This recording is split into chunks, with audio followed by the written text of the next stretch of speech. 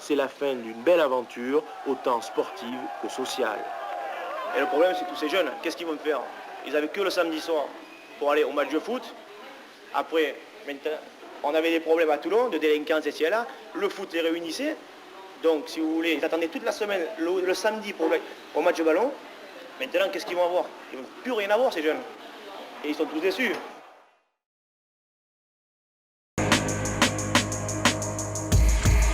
Attention à ce beau ballon avec Marta Souzak. Et ce ballon dégagé par Marta Souzak. Égalisation. Le Rayador, le capitaine de Toulon.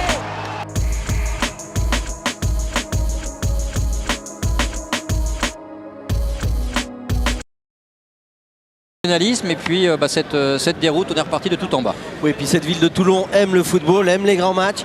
Il y a en national et en CFA la saison dernière, il y avait déjà 8000 personnes ici à Bois-Rencontre. C'est une ville qui n'aime pas que le rugby. C'est vrai que le RCT est remonté en Ligue 1, en première division. Mais au niveau du football, le président Ben Sivengo, il est en train de faire des miracles. Ils sont partis de 97 en division d'honneur. Et puis tous les ans, ils gravissent les échelons. Et là, c'est la cerise sur le gâteau. Le club est en course pour la Ligue 2. Ils sont premiers ex-aequo avec Cannes, avec 27 points. Et là, ils ont un formidable coup de projecteur sur eux. Et dans un stade surchauffé comme est le petit stade de Bois-Rencontre, il va y avoir du spectacle, j'en suis persuadé. La Rascade, très favorable aujourd'hui à ce club de Toulon, hein, clairement. Oui, puis ils sont supportés par vraiment un grand public qui est très fidèle. Vous vous rendez compte, 8000 personnes en CFA, c'est la plus grosse affluence de France. Et puis ce soir, ils seront encore 8000 pour ce Tour de Coupe de France. Donc il y a tout, c'est une ville sportive, il y a beaucoup d'habitants à Toulon, c'est une agglomération de 500 000 habitants. C'est une ville qui aime le rugby, c'est une ville qui aime le foot. Donc il y a tous les ingrédients. Ils ont fait revenir des joueurs du cru, des joueurs qui sont de purs Toulonnais. Donc il y a vraiment tous les ingrédients pour pourquoi pas retrouver la Ligue 2 et le monde professionnel. Jean-Marc, pour qu'il y ait un Tour de Coupe de France, il faut un adversaire. Ce soir, c'est Montpellier, une équipe qui souffre en Ligue 2. La Coupe de France est de retour sur l'antenne d'Eurosport à l'occasion du 7e tour qui marque l'entrée en lice des clubs de Ligue 2. Toulon, Montpellier, Toulon, un ancien grand du championnat de France professionnel de première division qui se présente avec cette étiquette, Jean-Marc Ferry, d'équipe du National, l'ancienne 3e division. Mais c'est un accueil chaud pour le voisin Montpellier. Ah, ça va pas être une partie de plaisir pour les Montpelliérains. Regardez cette ambiance ici dans le petit stade de Bois-Rencontre. 8000 personnes qui vont soutenir tous les Toulonnais, qui leur font bien plaisir en championnat puisqu'ils sont leaders à égalité avec Cannes et Libourne de Saint-Seurin. Et là, il y a la cerise sur le gâteau, c'est la Coupe de France. Et dans ce stade-là, vous savez, on a coutume de dire qu'un club leader ou dans les 3 premiers nationales et un club qui va très mal en Ligue 2 puisque Montpellier est 15e, il y a souvent très peu d'écart. Avec la motivation, avec une ambiance extraordinaire, souvent il y a beaucoup de surprises. C'est ce peut-être qu'on va voir ce soir. En tous les cas, il y a tous les ingrédients pour voir un grand match. Oui, même si Jean-Louis Garcia a refusé d'épiloguer trop sur ce sujet avec ses joueurs. Il leur demandait surtout de mettre de l'énergie avant tout au long de la rencontre, faire honneur à ce maillot. La préoccupation première, c'est bien évidemment une remontée en Ligue 2 au terme de la saison 2005-2006. Mais pour cela, il faut garder la confiance. Et la confiance, elle s'obtient avec les résultats. Et les résultats, c'est ce soir une qualification. Pourquoi pas pour la suite de la Coupe de France. On retrouve Rémi Tissier de Laurent. Et surtout une équipe en pleine confiance. Meilleure défense du championnat national, alors qu'en face l'équipe de Montpellier souffre bien évidemment avec simplement la 14e attaque de la Ligue 2. La pied gauche pour Mayuma. Et c'est de 1-0. Pionnier était parti du bon côté, mais il y avait une telle puissance, une telle précision dans ce pied gauche de Mayuma. Le sourire de Jean-Louis Garcia, parce qu'il y avait de l'envie pour son joueur. Et voilà, Bois-Rencontre est en surchauffe. Bois-Rencontre qui va huer tous les frappeurs montpelliérains. C'est là qu'ils vont jouer leur rôle de 12e homme à fond. Mayuma qui a été, j'ai l'impression, chauffé un tout petit peu. Godmèche. C'est de bonne guerre, on va dire. Allez, un homme frais pour commencer la série, Nicolas Godmèche. Devant lui, Benoît Pensier.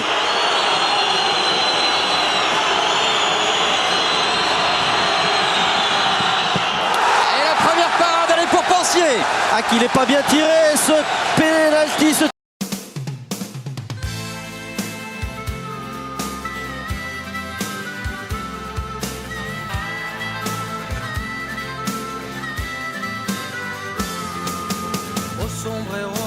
mers qui ont su traverser les océans du vide, à la mémoire de nos frères dont les sanglots si longs. Il y a ce match de Toulon qui jouait contre Bordeaux et ça a été un match absolument remarquable. Il y a des prolongations, beaucoup de suspense. Toulon-Bordeaux, le récit est d'Hervé Matou. Plus de 10 000 spectateurs à Maille, de la Savonnette. 18e minute, un ballon dans la surface de réparation, sorti au point de Zingaro. Le danger est écarté une première fois, pas pour longtemps. Nouvelle sortie de Zingaro. Et là, à la surprise générale, il faut bien le dire, Monsieur Garibian indique le point de pénalty. C'était certainement involontaire, mais il faut l'avouer, la sortie du gardien varois, pied en avant, était un peu dangereuse. En tout cas, Didier Tolo ne l'a apprécié que modérément. Zingaro tente de troubler Richard Witschke qui s'apprête à tirer le pénalty, mais il en faut plus pour faire perdre son sang-froid à un international néerlandais. Witschke finalement va s'élancer. Il marque même si Zingaro n'était pas loin, 1-0. Mais ils ont du cœur les Toulonnais, ils repartent à l'attaque. Un centre de Coulbo est repris de la tête par Cabezas. À nouveau Coulbo, nous sommes à présent à la demi-heure de jeu. Cette fois, son centre est repris par Moses. Le ballon légèrement détourné laisse sans réaction Gaëtan Huard. Un partout. Fou de joie à Theo Moses. Il est ghanéen. Il évoluait l'an dernier en Allemagne, à Düsseldorf, en 2e division. Un partout, c'est le score à la mi-temps. Au début de seconde période, les Bordelais veulent faire la décision. Zidane donne un ballon à Tolo. Frappe dans la course de Didier Tolo. 2-1. Les Girondins reprennent l'avantage. Au départ, il y avait un superbe contrôle de Zidane, un ballon millimétré. Et la finition de Tolo qui revient bien. C'est déjà son 3e but depuis son retour de blessure. Bordeaux semble avoir la situation en main, mais Toulon est plus fort qu'on ne le croit. Remarquable double 1-2. Débordement de Rebec, un centre parfait, la tête de Cabezas, c'est à côté, mais de toute façon, il y avait une faute de l'attaquant jaune et bleu. Mais ce n'est que partie remise, 70e minute sur un corner, le ballon est écarté, il parvient à Van Vanberg, celui-ci prend tout son temps, il centre pour Rebec. 2 buts partout, le Stade Mayol explose de joie. Sur ce coup, la défense bordelaise s'est montrée bien passive et Rebec a compris avant tout le monde que le ballon allait terminer au fond des filets.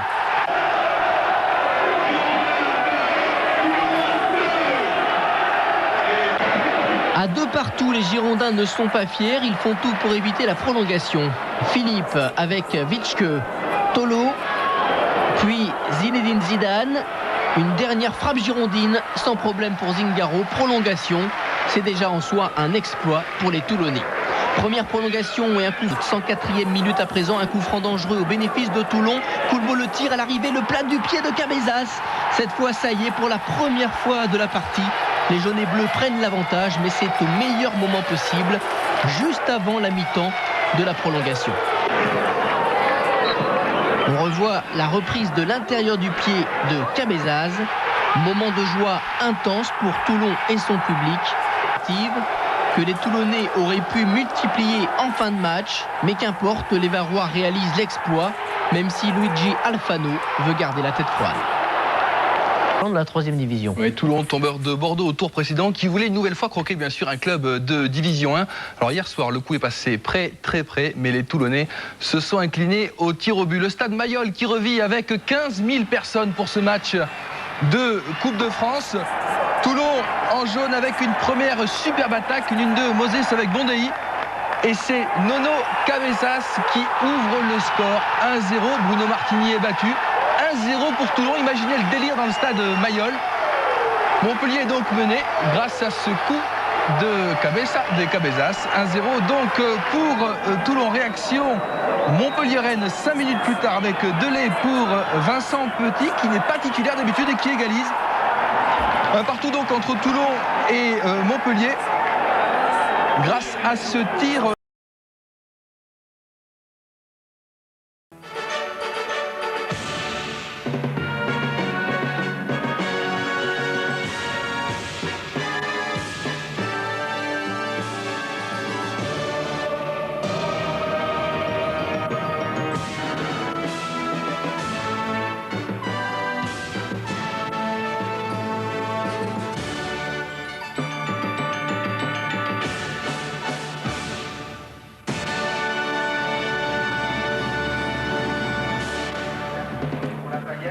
bonsoir. Après avoir été la bête noire de l'Olympique de Marseille, le Sporting Club de Toulon et du Var pourrait bien être celle du Paris Saint-Germain. Ça sera peut-être, pourquoi pas, la conclusion de ce match avancé de la 31e journée du championnat de France de première division entre Toulon et le Paris Saint-Germain. Et oui, Toulon s'est imposé 2 fois face aux champions de France en titre, face au leader du championnat, face à l'Olympique de Marseille, tant au match aller qu'au match retour. Et Toulon a fait encore mieux en allant s'imposer au Parc des Princes, 3-2.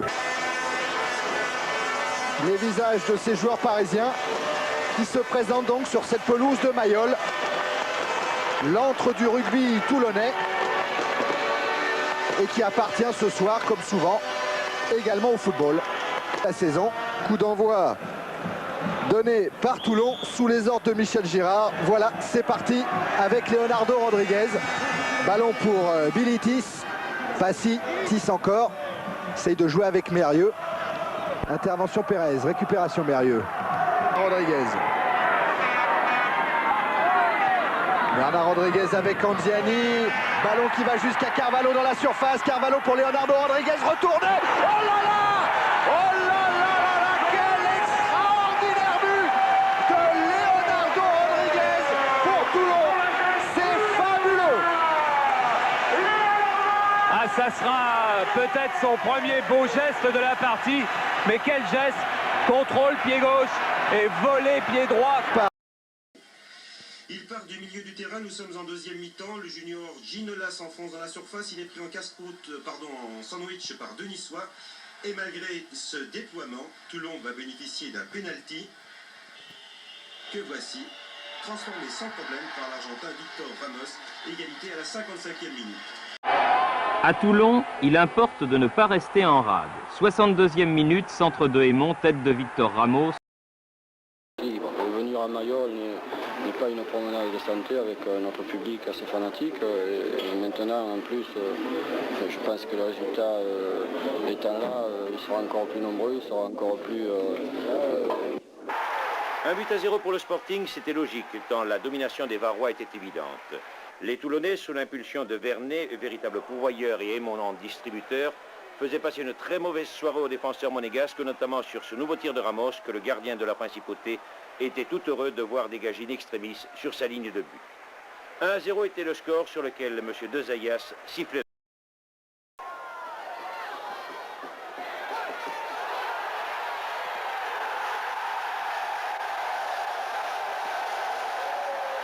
Sur ces images, toute la rage de vaincre de 11 Toulonnais déchaînés. Vendredi soir, 22h, Roger Ricord vient d'inscrire le 4e but pour son équipe. Enfin une victoire, après 9 semaines, sans le moindre coup. Heureusement, après une vingtaine de minutes un peu crispantes, les jaunes font la différence en 3 minutes face à une équipe niçoise dépassée. Un premier but de Ricord, puis cette action qui amène un pénalty, transformé par Aymon. Toulon continue d'attaquer et inscrit même un 3e but, juste avant la mi-temps. Le signe indien est enfin vaincu. Le groupe devant des Parisiens qui ont laissé venir, peut-être un peu trop d'ailleurs. Nous sommes en tout début de partie, il n'y a pas eu de round d'observation, une faute de Zaramba sur BDD qui remplaçait précisément Delio Nice. Et le spécialiste Albert Aymon, Philippe Pouille passe devant la télé, c'est pratique. Le match est assez équilibré maintenant, en deuxième période, nous sommes à la 65e minute.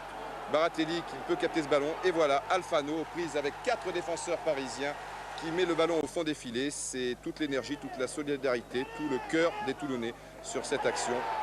1-0 donc, il y aura encore des actions pour Toulon en fin de partie. Toulon qui sera largement dominé mais en contre se montrera dangereux. Vous avez vu Aymon seul devant Baratelli et là Paganelli parti de son camp donc pas hors jeu. Attention, vite, il y a Moustapha Daleb entré en cours de partie qui revient, toujours Paganelli, mais là il est cuit et finalement dans les bras de Baratelli. Le score final 1-0. Un stade Mayol des grandes occasions pour ce match retour. Les données du problème étaient simples. Pour Toulon, préserver l'avance du but acquis dans le Nord. Et pour Lens, tenter par tous les moyens de refaire son handicap qui, a priori, n'était pas insurmontable. On jouait depuis 1 heure environ lorsque survenait le premier incident de la rencontre, incident qui aurait pu avoir des conséquences dramatiques pour les Bleus et Jaunes. Regardez, Dive, balle au pied, était écroulé par Huard dans les 18 mètres, pénalty décidé l'arbitre. Protestation des Lensois. qui faisait alors remarquer que l'assesseur à la touche avait signalé une faute de position, palabre, discussion, et M. Lartigot ne désavouait pas son juge de touche.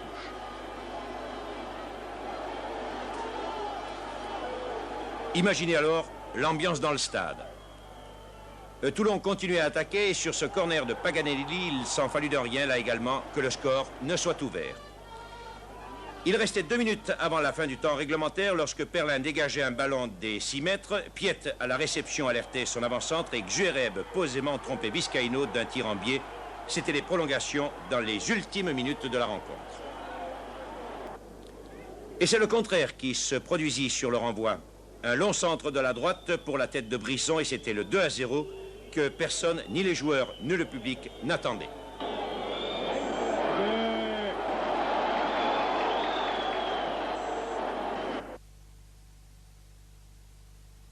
Deuxième prolongation, centre de Nkouka, Flack pousse Paganelli qui est déséquilibré, c'est le pénalty.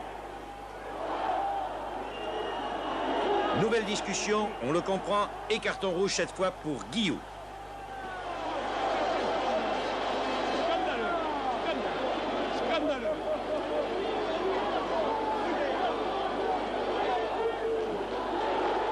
Onis laisse le soin à Paganelli de tirer la pénalité. Son tir est touché au passage par Huard. 2-1 et rien n'est encore perdu.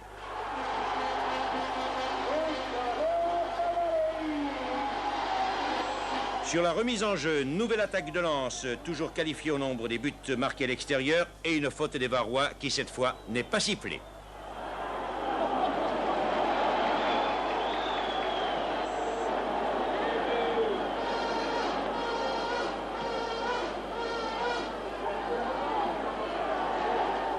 Nouvelle attaque de Boissier et deuxième incident, il reste 4 minutes à jouer. Et le Sporting par Bénédé, Onis, Chaussin, Dib inscrit un deuxième but refusé par l'arbitre.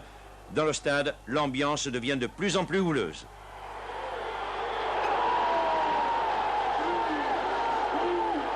Jouant alors son va-tout, Toulon, qui est toujours éliminé, ne laisse aucun répit à l'adversaire. Et après une nouvelle tentative, dégagée n'importe comment par la défense de Gérard Houillet, une balle arrive à Chaussin. Regardez.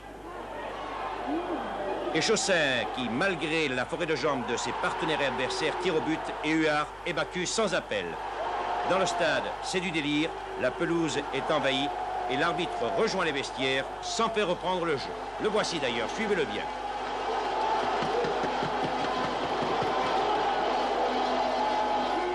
Alors il est des soirées que l'on n'oubliera pas de sitôt.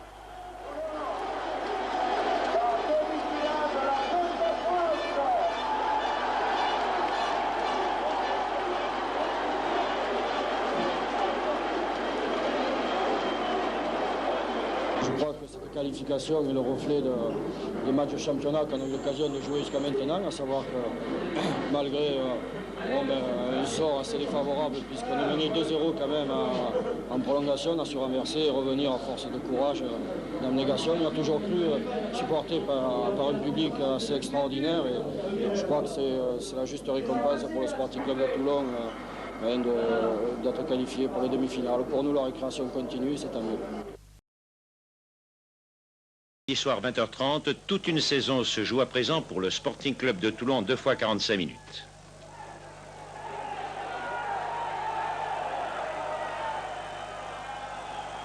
« 20h31 minutes 24 secondes, corner de Dalger, tête de Bénédé, but, Toulon est en division nationale. Dalger, tête de Courbis, récupéré par Alfano, but, Toulon est de nouveau en division nationale. Mi-temps, les supporters des deux équipes font connaissance d'une fort curieuse façon, sans commentaire.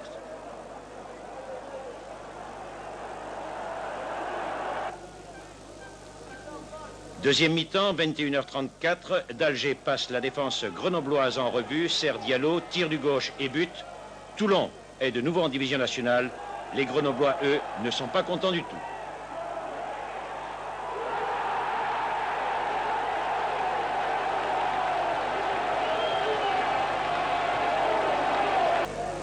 Dalger, encore lui, 21h41, Serge Chaussin, tir et but. Toulon ne peut plus être inquiété.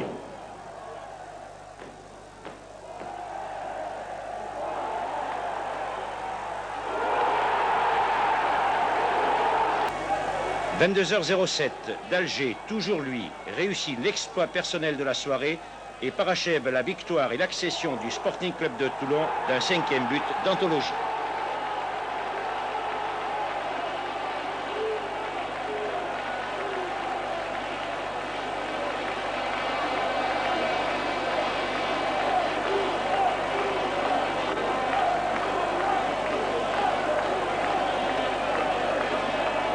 Je crois que bon, sur l'ensemble de la saison, c'est la victoire de tout un groupe de copains qui a su allier avec dirigeants et entraîneurs et supporters un mariage qui a porté ses fruits aujourd'hui. Ce qui me fait le plus plaisir, tout d'abord, c'est de voir le Sporting Club de Toulon près de 20 ans après en première division. Et puis, c'est vrai que c'est un peu une fierté pour moi qui, à 30 ans, a quitté l'AS Monaco avec pas mal de titres qui me retrouvent en 3e division. C'est, je crois, pour moi, une fierté que je garde pour moi-même, mais c'est surtout aussi un groupe de dirigeants qui a su prendre le club pendant que ça allait mal, et c'est un entraîneur et c'est un groupe de joueurs qui a voulu pendant ces 3 années que le Sporting Club de Toulon se hisse maintenant parmi les meilleurs clubs du football français.